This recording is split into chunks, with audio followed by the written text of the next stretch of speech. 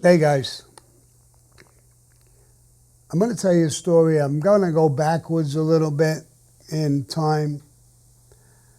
I had an office, a construction office on Stillwell Avenue in Bensonhurst, Brooklyn. And I had a whole team of guys working with me, and we were doing construction. I was working with the unions, with Paul Castellano, and it was great. My daughter, I think it was around her 16th birthday or after her 16th birthday or something like that. She was young. And she wanted to do something and go into business. And because I talked about business, she knew I was in business. So I wanted to help her out, do something. There was a store, 2 stores away from me, a bakery. They went out of business. I went there and I rented the store. I talked to a guy I knew was a florist. He was very, very talented, very good guy. And he worked for someone. So when I talked to him, I offered him a position to go partners with my daughter in a florist. He wouldn't just be a worker, he would be a partner, the two of them. And he was super excited. He wanted to work in the worst way. So I took the store, I fixed it, made it into a full-blown florist, a lot of his input, refrigerators and stuff like that. And so I wouldn't be a part of it. I would just basically be a store or two away. I could keep an eye on my daughter. She would learn a trade as a florist with him. And it was perfect. We had a grand opening. It was really, really good. Right down the block, there was a public school for young kids. I helped them a few times. They came to me one time and told me that at night, kids were hanging out in the schoolyard, smoking pot, drinking beer, leaving broken bottles, and the kids had to go play during the day. So if I could talk to them, and so I went with a few guys and we talked to the kids. I told them I wasn't against them being in the schoolyard at night as long as they didn't leave any broken bottles or a joint on the floor. That kids were going to be there. They were good kids, really. But I told them, I'm going to just come and talk with you now once. Give me your word that you'll clean it up at the end of the night if you go there. If you don't, and this happens again, the next time I come here, I'm going to play baseball with a bat and your fucking head. Never was another broken bottle or glass or anything in the schoolyard, no drugs. A lot of times they avoided it. There was another place they could go. They went there. But when they went, they never left anything in the school. Thanked me a little bit. The story is one day, it was St. Valentine's Day. And my daughter's behind the counter. The place was booming. A lot of guys who were in the Mafia, when there was Valentine's Day or there was a funeral, they were big on going there and buying flowers. And a lot of them, once they knew I was in business like that and my daughter was there, the business was thriving almost overnight. One day, a kid right near Valentine's Day comes in there and wants to buy a flower for her mother. I don't remember exactly how much it was worth to put it in a box with the tissue paper and tie a bow on it and everything. I think my daughter told the kid it was $3 or $4 or something like that. And the kid took out a pocket of change and asked my daughter, "Is that enough?" It was about 60, 70 cents. My daughter's a good person. She said, "That's enough. That'll cover it." She took the 60, 70 cents and gave the kid the flour. The kid must have told the other kids in school. Sure enough, the next day, there's a mob of kids. They want to buy Valentine present for their mom. And my daughter comes in, tells me about the first kid. Now there's a pack of them. I can't give everybody. There must be 40 kids here. I laughed. I said, "That's a good thing. That's a beautiful thing you did. Don't back up. Give it to them. But then I got a partner. I mean, could I just do that?" No. Charge each one what they have. And just throw that in the register. Charge me $4, whatever it is, for each one of those kids that come. I'll pay that so your partner sees each one was sold for the actual price. But give the kids the stuff. That's what we did. The school went nuts. The teachers and stuff. And between the two issues, the schoolyard and the flower situation, I mean, they were really good with us, polite with us. In the back of my office, there was a yard. I ripped up the whole yard. I had a big concrete area where I would sit with chairs and whatever. And then in behind that, I had tomato plants and all kinds of stuff, fig trees and everything. And I had an old Italian man, retired. And I gave him a few dollars. He would come in every day and go through the yard. He loved doing it anyway. Take the dead leaves off, fix this, water that. I brought from the horse stables horse shit and dirt. I dug it all out about 2 feet deep and replaced it with this topsoil and this horse shit. After it was a year, I was doing this planting and stuff was growing in there beautifully. The soil was just great. And this guy would come in. So one day the old man is there and I'm sitting out there, I'm smoking a cigar, having a cup of coffee. And Louis Susanti, my bodyguard driver, comes in. He says, "Sammy, there's a woman, I believe she's the principal of the school, wants to talk to you." I said, "About what?" "I don't have a clue. She wants to talk to you." All right. So I get up and I go out. And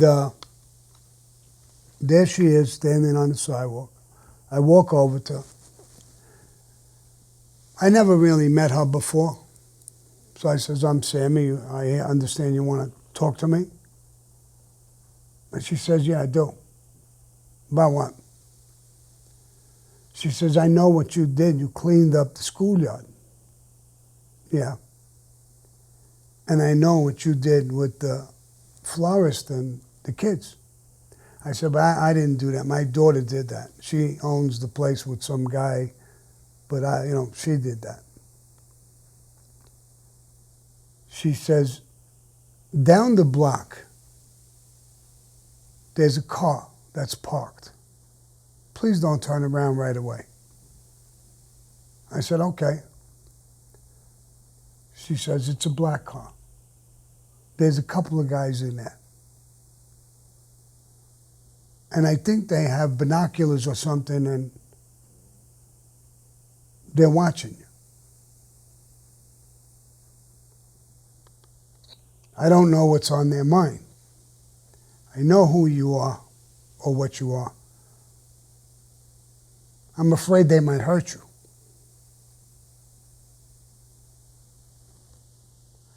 "You're afraid they might hurt me?" I said, What if I tell you they're news reporters? I think you want to get yourself in the news, your picture in the news. She started laughing. No, that's not it. I said, I know, I'm only joking with you. I said, I know who they are. Oh, you do? Yes. Who are they? They're FBI. They do have binoculars, they have cameras. They're probably taking pictures of us right now. They watch me all the time. You said you know who I am and what I am. Yes, yes, I understand now. Why would you try to help me? If you know what I am, why would you try to help me? She says, I don't follow everything you do. You're good for the neighborhood. She was related to the old man who does my garden. It sounds like you do a lot of bad things. But from what I see, there's a lot of good things you do. And I wouldn't feel comfortable if you got hurt and I saw these people and I didn't say something. I appreciate that. I appreciate it. She left. I left. It touched me how good some people could be, how kind they could be, how respectful they could be. It's a beautiful thing, especially in the life that I'm in. There's a lot of brutality. It's rough. It's a dog-eat-dog type of situation. Things like that made my day, made my week. And I still remember it. I know exactly what she looks like. Till today. We did a lot of good things in that neighborhood. We were well respected. People would walk by. They weren't afraid of us. Matter of fact, they would say good morning or good afternoon or something like that. It was a good relationship with the neighborhood. That's what true Mafia is. That's true Cosa Nostra. This is our neighborhood. This is our people. We respect it. Most of the store owners knew me too. There was a guy across the street from Italy, from Sicily. I had a relationship with him a little bit just to talk, a legitimate guy. And one day he came to me. He wanted to talk to me. And I talked with him. He says, my daughter is on a jury. It's a drug case. She's the jury foreman.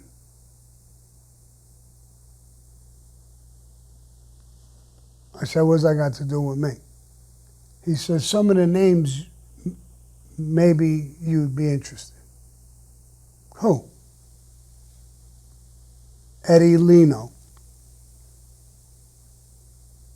Leno was a captain in our family. And he was a drug dealer. And a few other names that I knew.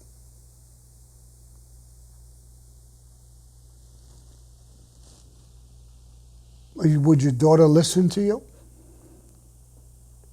Yes, Mr. Sam. One juror says not guilty and doesn't budge, it's a hung jury.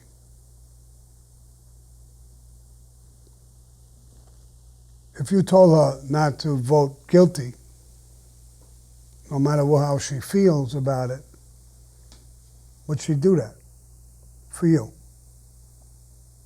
Yes.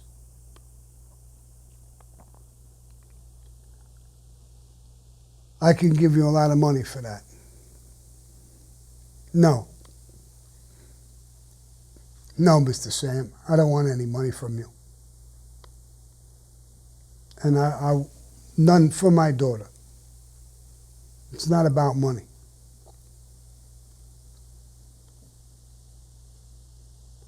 See if she could convince some of the other jurors to say not guilty as well.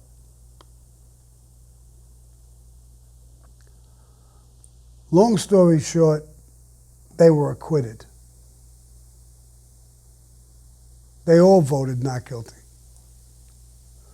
The jury stood out a day or so,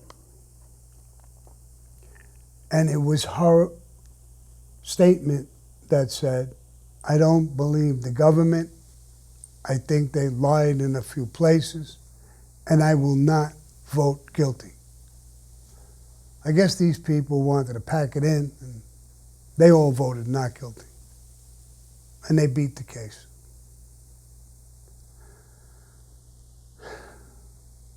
I got them and I said, listen,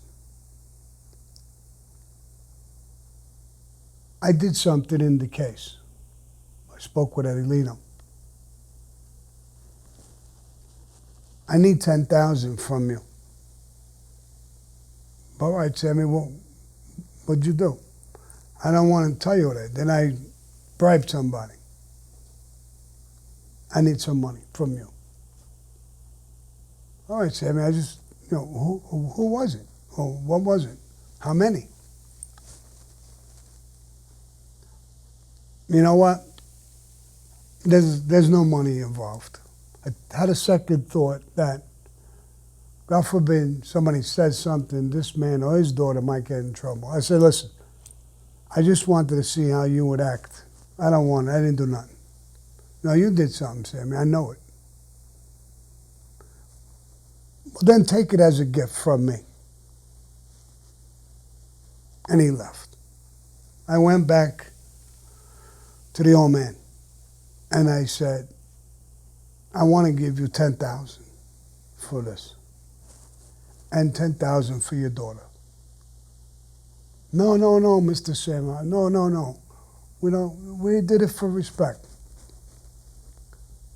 You don't want no money from me at all. No. Then I'm going to give you the $20,000. Not for you. But you're going to take this $20,000 so you can give it to either your daughter as a gift, has nothing to do with me, has nothing to do with the jury, or does she have kids? Yes, she's got kids. Then give it to your grandchildren. Put it in an account for your grandchildren.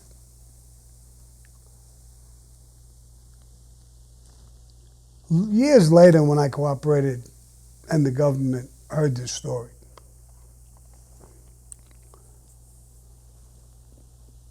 what's their names? I'm not testifying against them. They wouldn't take the money. They didn't want the money. I forced it on them. I won't even tell you their names.